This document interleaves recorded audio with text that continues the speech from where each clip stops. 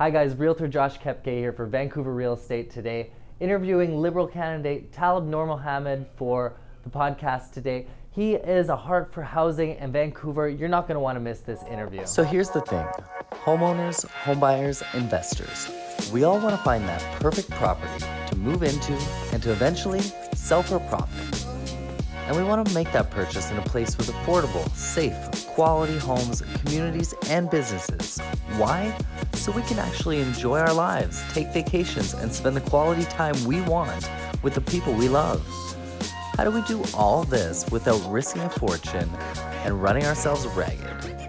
That's the big question, and this show is dedicated to the answer. Thanks so much for taking the time, Taleeb. Why don't we just start out with what brought you to run in the election this time? Yeah, I mean, I look at this as sort of a bit of a journey. And my parents came to Canada with nothing. And everything that they built here was because of the generosity of the country and of Canadians. And for me, this was, a way to give back. And we'd always been raised to say, when there's a chance to give back to your country and to your community, you do it. And I looked at the issues that were important to me, particularly here in Vancouver Granville, issues like housing, which I know are really interesting to you, climate change, transportation, affordability and livability, and also how these things were playing out on the national stage in an environment where you're seeing more and more populism internationally, where you're seeing that stuff creep into Canada. And I just thought this was a good time to do it, and a lot of folks in the community had been very, very supportive and encouraging me to do it, and really that's what got me to this place. Fantastic, and you're by no means a political rookie. You've played a role with Bob Ray back in the day, doing some things, and again, not new on the housing file. You were going to throw your hat in the ring for mayor, but some issues came up to hold that back, so why don't we just touch on, how long have you lived in Vancouver? Have you grown up here? So I grew up here, yeah. We moved, I was born in Ottawa. We moved to Vancouver when I was 8 or 9 years old, and have just grown up here ever since. Went away to university, as you said, and I've always come back here because this is home. And when I came back to work on the Olympics, it was a great chance to really come back home, and have been here ever since, and have been dragged kicking and screaming to do stuff around the world. But this is home, and this is where I've always lived. Fantastic. I think everybody always comes back to Vancouver. I did the same, traveled for a year, and as soon as you kind of come back in on the plane, you go, there's a reason why I keep coming back. Absolutely. So tell me about some of your education, because I thought it was really interesting and salient that you had studied geography. And you mentioned earlier, before we got on camera, that your parents were architects. Yes. Yeah. So it's in your blood. Mm-hmm. What kind of buildings did your parents work on? Yeah, I mean, they worked on everything from residential to institutional to community buildings, schools, hospitals. But what it teaches you is that buildings play a critical role in how people feel. They play a critical role in how communities develop, and the built environment has a huge impact on quality of life. And so when I look at what you kind of get by osmosis, it's that buildings are not supposed to be, icons unto themselves, but are supposed to be places where people come together. They're supposed to enhance engagement. They're supposed to inspire creativity and curiosity, celebrate learning, be nurturing places. And I think it really ties into this whole conversation about what kind of city we want here, and the way in which we think about our built environment, I think is something that we don't spend a whole lot of time asking about, because people should be able to live and work in their communities. These should not be places that they come to from afar after having had to travel for 30, 40, 50 minutes. People should be able to live, work, enjoy, celebrate, learn in the community. And that means that we have to look at the way we build our cities differently. It means that we have to look at how we bring the environment into it, how we bring nature into these conversations, how we talk about densification, how we talk about transportation. Because what we're trying to build is places where people can come together and where they can celebrate being together. Yeah. So what would you like to see in the city? I mean, forget all the sort of powers that be and whatever level of government. If we could take a paintbrush and start changing things in the city, where would you want to maybe densify or add some transit in? Yeah. I'm from North Vancouver, so traffic's a big headache, but at the same time, no one wants to see change in North Vancouver because it's so beautiful. What about yourself? I think you can build beautiful communities in different ways. And what use is a beautiful place if people can't get there or get out of there or be there or afford to be there?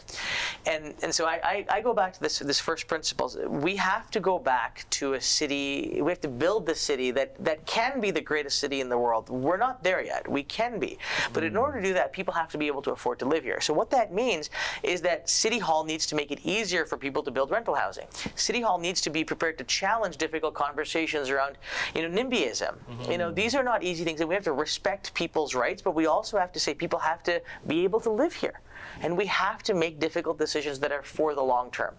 And if we want this to be a truly world-class city, we have to create the infrastructure that makes it possible for people to be able to build here and to live here rather. And so that means we have to build housing, but we also have to around that build transportation so people can move around the city more easily. We have to make the city more walkable. We have to make the city more bikeable. We have to support the arts. Building more housing doesn't mean pricing people out of the market. It also means making sure that the creative class can be here and live here, because that's how you build the fabric of a community. We have to make sure teachers, first responders, doctors, nurses can afford to live here in the place where they work. And that means, really taking this paintbrush that you talk about and articulating the idea that this has to be a place where everyone can find their way. And that means different types of housing, it means densification, it means transportation, but it also means around that supporting with the infrastructure and the cultural and community requirements that need to be there.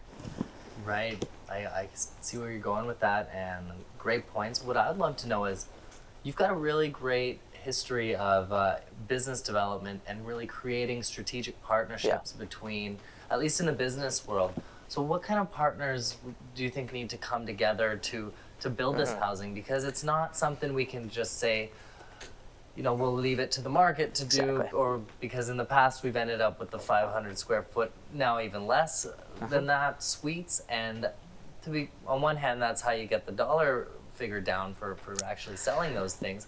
But who do we bring together to make this happen? Well, I think my experience has been around bringing people together. So whether it's been in business development, or when I was working on the Olympics, or when I was running the Air India inquiry, Didn't you raise $60 million for the Olympics? Well, we did bring a whole bunch of new money to the and it was through partners. It was through provincial partners, municipal partners, and what it taught us is that we have to show people that everybody can benefit. It shouldn't be a winner-take-all solution. We have to create solutions where everyone feels that they are going to see value. Now here, there are so many different ways we can do this. The federal government can get actively involved in being a partner and helping co-ops develop. The federal government can work with municipalities in saying, if you're going to densify, if you're going to require federal dollars for infrastructure, there has to be, like a subway, for example, right outside this office. You need to be prepared to densify. It should be able to actively engage with communities that want to build housing. And I think this is where you get some really interesting creative opportunities. In this riding, the Jewish Community Center is trying to build this incredible $100 million housing project, right? That is going to be rental, it's going to have some affordable housing, it's going to have, housing for folks of moderate means, it's going to have multi-generational housing.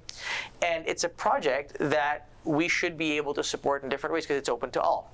And I think if we start to look, when you talk about partners, at community organizations, at the municipal governments, and we have that great partnership now with the mayor and the city here in terms of moving affordable housing further up on people's agendas, those are the types of partners you need. But you also need to partner with the organizations that are dealing with folks who are dealing with sort of the frontline critical need of housing around homelessness. And you also need to bring the private sector and developers into this conversation to make sure they understand that in order for them to do well, communities need to do well.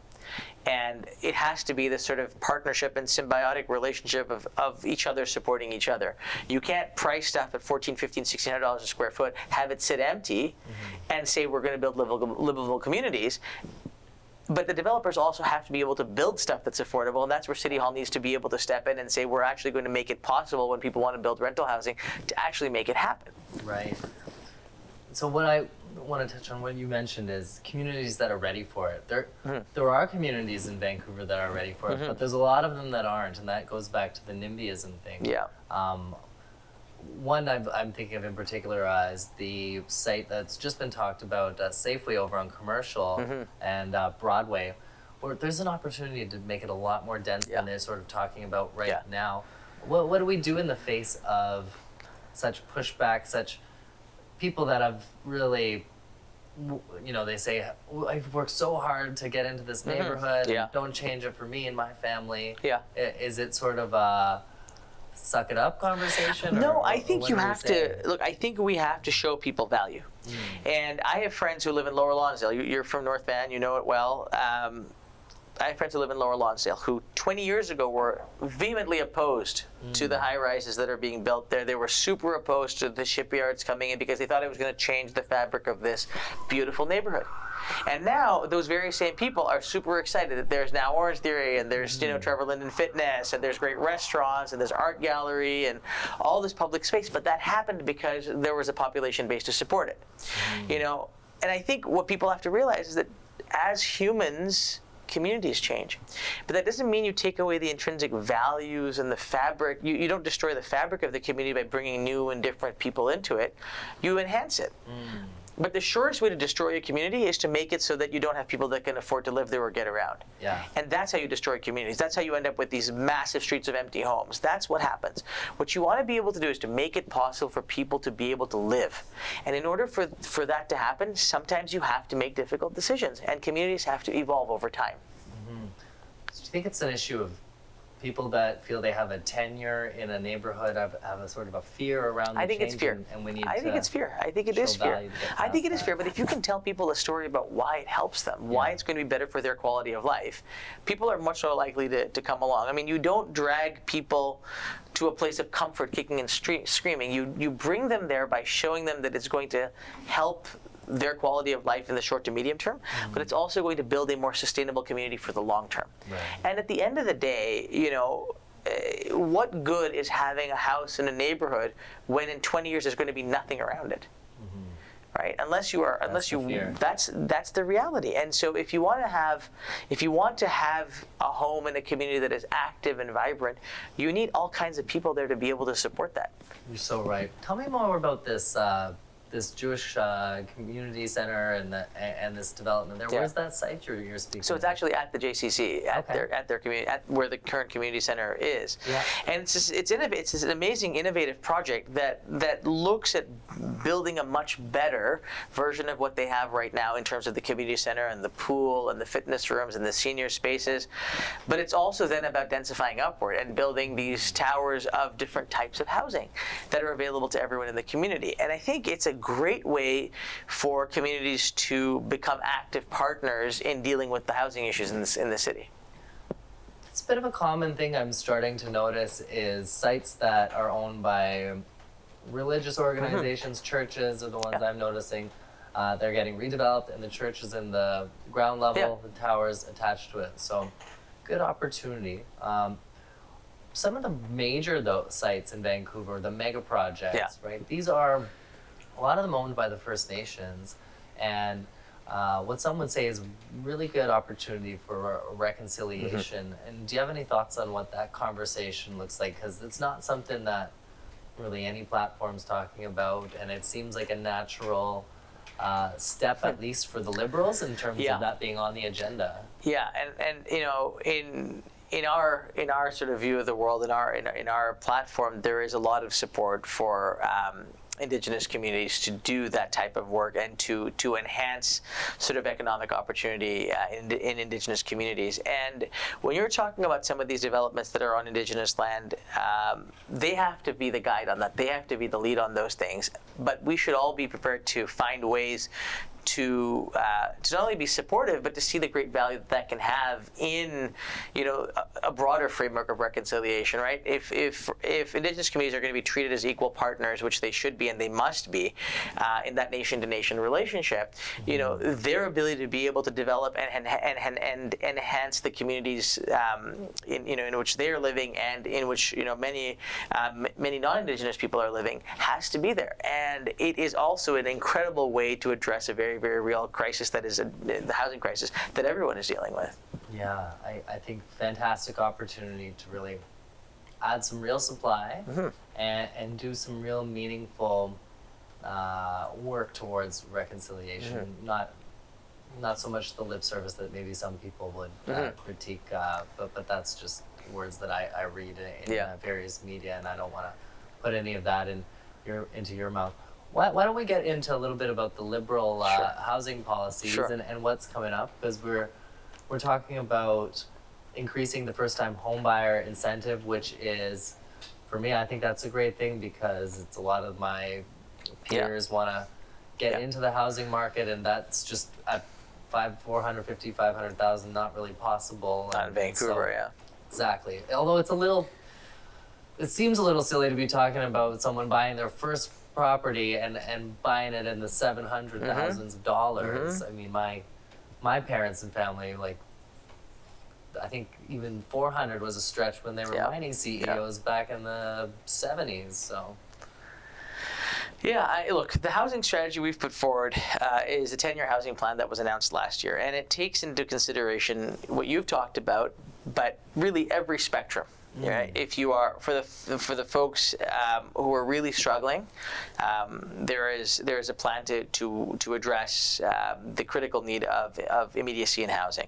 There is provisions to support the creation of housing for folks that are making between $30,000 and $80,000, folks of moderate incomes. There is support for multi-generational housing. There's support for co-ops. There's support for and incentives to improve current buildings. Right? So landlords, as you know, in this city are heavily disincentivized from improving rental stock because, why do it when you can get the rents that you need? But if they have the incentives to, retrofit buildings to make them greener, you actually can help, address climate change at the same time, because buildings, as you know, are such a big emitter that if we can start to tighten up the way buildings are built and retrofit existing buildings, you can actually not only create better, rental value for the people that live in those buildings, but you can also essentially help towards the climate change goals. So there's so much in the plan that is comprehensive in terms of how we deal with housing, that really what it does is it serves to realize that the private sector has a role to play, but the government has to have a seat at the table in a meaningful way in areas where the private sector can't meet the need. So I know you've got a heart for those really low to moderate income people, particularly the low, with the work you've done with the Covenant House. Do you mind fleshing out a little bit about how you see some of these policies directly impacting people of those backgrounds? Particularly when I hear co-ops, I find that really interesting, but then I also think, I have a really hard time selling a co-op as a realtor because they're very difficult to finance, 35% down usually. The one I just sold recently, you gotta have 18 plus, no rentals, all these kinds of issues that make it more difficult for that to be a feasible ownership structure. Sure. Well, I point to the success of the co-ops in False Creek as a really, really great example of how this can work, and not some of the ones on land lease in sort of the West End. I think you've got opportunity, right, to create new frameworks now, because the money's there. Look, the federal government's been absent from housing for a very, very long time. Under Harper, there was essentially no support for housing. So, as we learn and as we evolve, I think there are so many different opportunities. But going back to your point around how do you deal with the issue of homelessness, I mean, this is something that for the first time, money is coming from the federal government, not just to support the housing need, but the wraparound services, right? You can't just say, we're going to take somebody who has potentially an addictions problem and mental health issues and say, we're going to give you this great home, go operate as your, as somebody who's not dealing with those challenges would. And that's actually irresponsible and unhelpful to them. And the number of people who go from that situation back onto the streets is incredibly high. And so what we have to do is we have to say the wraparound services that are required around healthcare, around mental health, around addictions care, around counseling, around employment creation. I mean, those are the things that you have to give people so that you don't just have a home for a moment, but you can actually build a life there. And that's where I think a lot of the funds that we are putting in towards the homelessness strategy will actually be very, very helpful. Right. Any other policies you wanted that are really speaking to you as a candidate running for this brand? Yeah, I think it's climate change. I think we have to talk about climate change. You can't talk about affordability. You can't talk about economic development. You can't talk about any of these things without actually honing back on climate change and the opportunity that it presents. Right? It presents an incredible economic opportunity. It presents an incredible social opportunity. And when we think about what that looks like, it is everything from the fact that we put a price on pollution. It's no longer free to pollute. What that means is people are thinking long and hard about the choices that they make. Do I buy an electric car? Do I not buy an electric car? Do I buy a car at all, or do I just get a compass card? Do I live closer to where I need to? Do I find something closer to rent? Do I get a bike? People. It has changed how people think about the way they behave, and I think that's really important because, as we've set this net zero target for the country by 2050. What that allows us to do, or what it forces us to do, is to look at the variety of different ways we operate as human beings, from the way that we build our buildings, which is important, to you and to my parents as architects. How we make it possible for people to live in their communities, how we invest in better quality transportation and different modes of transportation, how we invest in protecting our oceans and making sure we have an aggressive plan to make more and more and more of this country protected habitat. I mean, that's how you get there, right? So for me, this climate change plan is actually is a comprehensive one that forces a fundamental change in how we look at the world, how we look at our country, and it's the kind of national project that I think allows us to get really, really, excited as a country and can get behind as a country. Right. Mind if I ask what kind of those steps you take in your own life? Do you have an electric car? I don't have an electric car, but I'm planning on getting one. I walk a lot, so everything is close by. So what part of town do you? I live just at the foot of Cambie, so it's easy for me to be able to walk. It's easy for me to be able to walk around. Yeah. I had a bike and then it got stolen, so I actually, which as you hear a lot about in this city. That's why I have the Moby bike. You don't have to worry about that. But no, I like to walk, and when I travel for work, I take the SkyTrain to the airport because it's super easy. Canada Line is great and it's easy. But recycling is a big thing for me. I was super excited to see the ban on single-use plastics. I think this is a big step for us, and it's a step that can actually work. PEI has done it for a year. Manitoba and Nova Scotia have already announced it. BC is about to announce it, and I think these are the types of steps that we have to take as a society. Can we just find a better solution than the cardboard straw, though? That thing is terrible. Yeah, the cardboard straw isn't great. It is not great. And this is the last one I'll push on you for the climate stuff. Sure. When the Vancouver City Council and mayoral race was on, I remember Hector Bremner pulling out his compass card a lot. Do you have a compass card? I do have a compass card. It's in my bag. It's over there. That's okay. We'll take you at your word. Yeah. I don't. Actually, I have two. Okay. I have two because I usually leave one. I usually end up leaving one somewhere, so I actually have two. Good man. Yeah. Good man. We like hearing that. Okay. Let me just see what other little tidbits I want to touch on. Well, you speak a lot of different languages, so I think you're someone that can resonate with and because language is a big part of the culture, right? That's a big part, so that potentially gives you a bit more insight into some of the various groups we have in town. And you do a lot of work with a number of these different groups. Do you want to speak to which sort of communities you're really active in and what you do on those various boards? Yeah, I mean, this is the kind of stuff that's always hard to talk about because you don't really want to. It's about the organization and the work that they do, and the work that I've done at Covenant House with the Kerner Foundation. I mean, that's stuff that has supported young people and supported the arts. And when you talk about this language piece, it really brings me back to the importance of the diversity that we have in this country and in this city.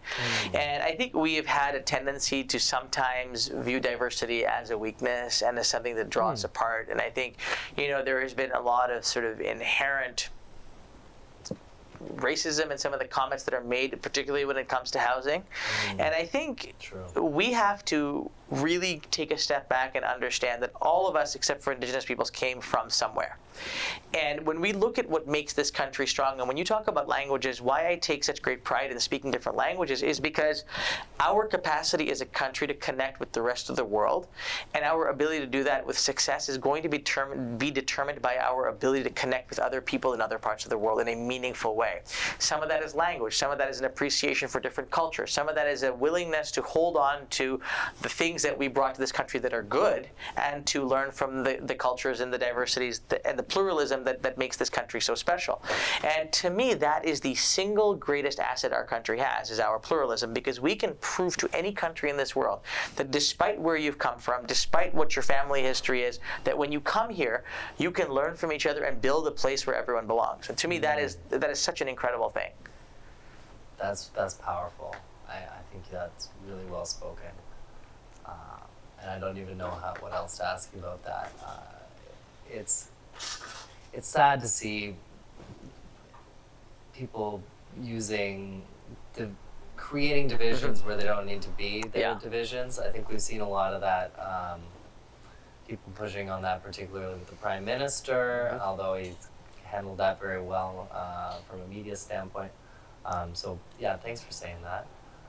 What I'd love to touch on is,